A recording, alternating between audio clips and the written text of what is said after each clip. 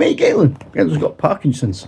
I'm going to do stats for Dungeons characters that I've messed about with. Horror. There is no stat throw for having Parkinson's. I think that's a bit of a mistake. You missed a trick. First, I'm going to say, in the Dungeons and Dragons handbook, you throw your stats first, then you look at your stats and you say, my character's really strong, I'm going to make him a barbarian or a dwarf. Or you say, my character's really clever, I'm going to make him a magic user. I get the players to choose their races. So I say, not that I ever would, but my wife would, I'm a dwarf. Hooray! Fantastic. Right. Then you throw your dice and add them together, and you throw a lot of ones. You think, oh, my dwarf is weaker than the halflings. Now, I like that, because you've now got a really weak dwarf, so whoever's got the dwarf has to explain that. And to be honest, amongst my characters, is going to get made fun of a lot. Or you could have a wizard who's daft as a brush, and I might not think he is, but every spell he casts, he sort of blows his own nose off. I don't know, but it leaves something exciting that can happen, because you've let the game evolve naturally. Not all Sumerian barbarians look like Conan.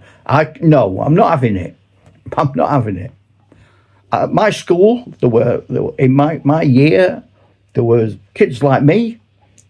I was about 3 stone wet through. I looked like I'd stumbled up an embankment after a derailment. And there were kids over 6 foot with big moustaches. Well, when we went out to play rugby, it was something of an unfair fight.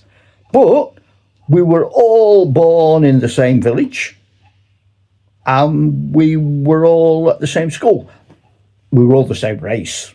My 2 brothers are both well over 6 foot. I am 5'7". Go figure.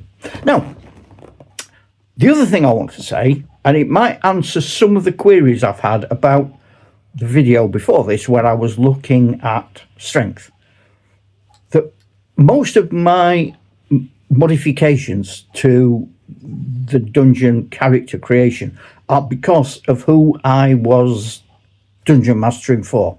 I was a teacher, I was a scout leader, I was a youth club leader, I was a Sunday school teacher, and a lot of my games were played with the children that I had coming to the clubs I ran. So when I was a teacher, I ran after school clubs.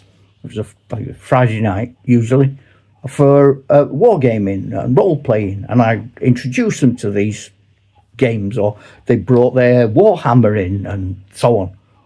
Now, for new kids and for children who didn't want to spend hours on a Friday night writing or having a maths lesson, I needed ways to make this quick and easy. And so I adapted it. And having adapted it, I find it still works. Not very long ago, my daughter, my son-in-law, my wife and I, who are experienced regular gamers, were joined by some friends of my daughter's and their children who had no idea what we were talking about, fancied trying it. So you get an 8-year-old turns up who has no notion of what we're doing. It needs to get back to basics. And so that's what I do. But I also find the basics work. I don't just do it to simplify it. I do it because it works. I've done strength. The next characteristics in the book are intelligence, charisma, dexterity, and wisdom. They don't always naturally fit in to things, I find. To me, intelligence in my games is a mark of what you are capable of acquiring beyond what you already know. Because we are all intelligent. We all have an intelligence. Now, the game intelligence is about what we don't know. So if you choose to be a cleric who's an expert in the languages of Goblin, I don't expect you to spend the rest of your life learning Goblin.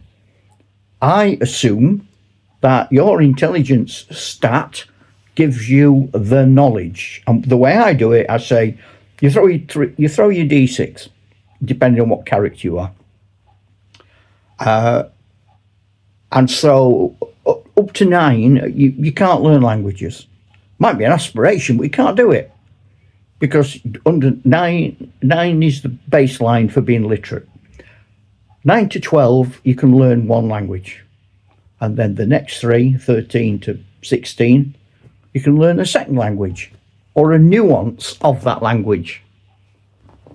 So you might learn spoken lesser Goblin, and then as you develop as a character and go up in intelligence or experience, you might learn or choose to learn to read Goblin. If in your world Goblin's right, they might have ciphers, glyphs, secret signs.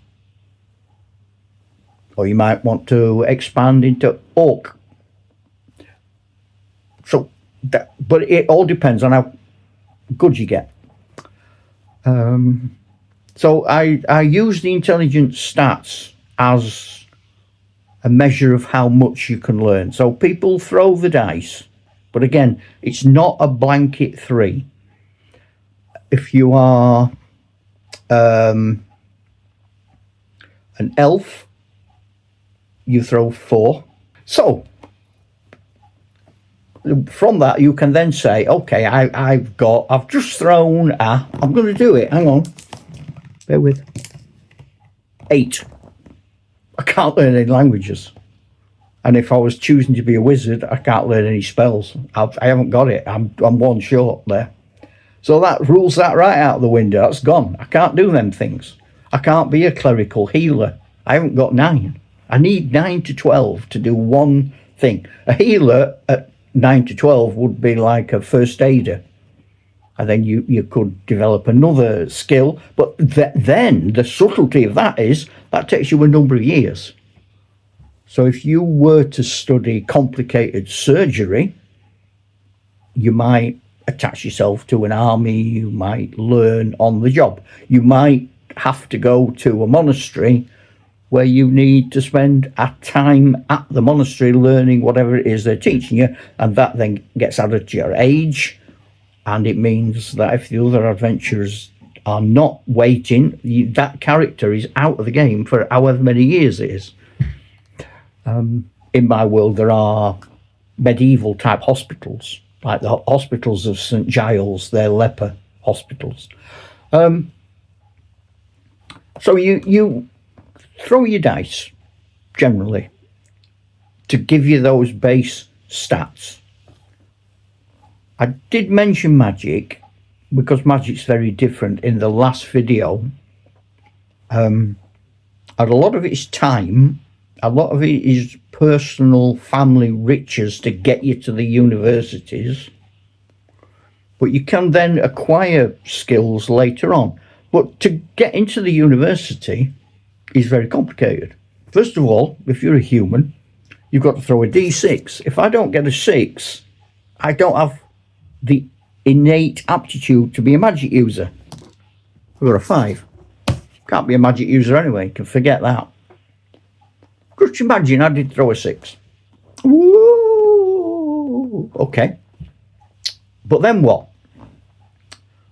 Well, I now have to throw, I'm a human, so I'm now going to throw 3d6. If I can find my other d6, it's hiding. There it is. 9, 10, 11, 12. pass the exam. If I'd got 9 or less, I would fail the entrance exam. I've got magical ability, but I haven't got the 9 I need to get in. So the first year, during that first year, I am going to have to manage to get to 10, because in the second year, I need to have an intelligence of 10. And by the end of the third year, I need to have an intelligence of at least 12. And if I don't acquire that, I can't go on. I will be thrown out. The higher up you get, the better. There are things you can do. You can take sort of special courses, and that's where you go away from being an innate magic user to being a magic user who needs to use a book or scrolls. So you could almost have extra tuition to teach you the spells that everyone else is going to learn by heart in year 2, but you aren't, because you're only level 9. So you've got to find some way of going to get those spells and write them down, which you can do by going to extra courses, but you'd have to pay for that. So the whole game grows and grows and grows and grows and grows, with the world becoming more and more and more and more complex. But the world for the players doesn't become complex. It's you as the DM world controller, and I would argue that a good DM wants to be this person. I have an entire world. I have a library of books that I started in the 70s that tell me everything I need to know. I've got a book on magic, an entire notebook that's full about magic. I've got an entire notebook that's full of clerics and clerical skills and clerical paths of development. So a cleric, you might want to be a cleric who's a healer. You might want to be a cleric who's a herbalist, sort of druidic type person. You might want to be a linguist. The higher up of the 12 you get, every 3, 9 to 12, you can learn a language, and so on, like I said with the goblins. So really, that is how I do my characteristics. It's only me doing it. I'm not saying this is better, worse, whatever, but just what I'm saying is there's more nuance and subtlety, I think, than maybe just having a cold, bald characteristic gives you. If you can start making your players interact and tell themselves the stories, they will invest more in the characters. Yeah, they'll be sadder when they drop through a big hole full of spiky things and get jabbed. But hey, they better start paying attention then, aren't they? Otherwise, they're going to be tearing up character sheets left, right, and centre and constantly crying, which I, as a dungeon master, find quite amusing.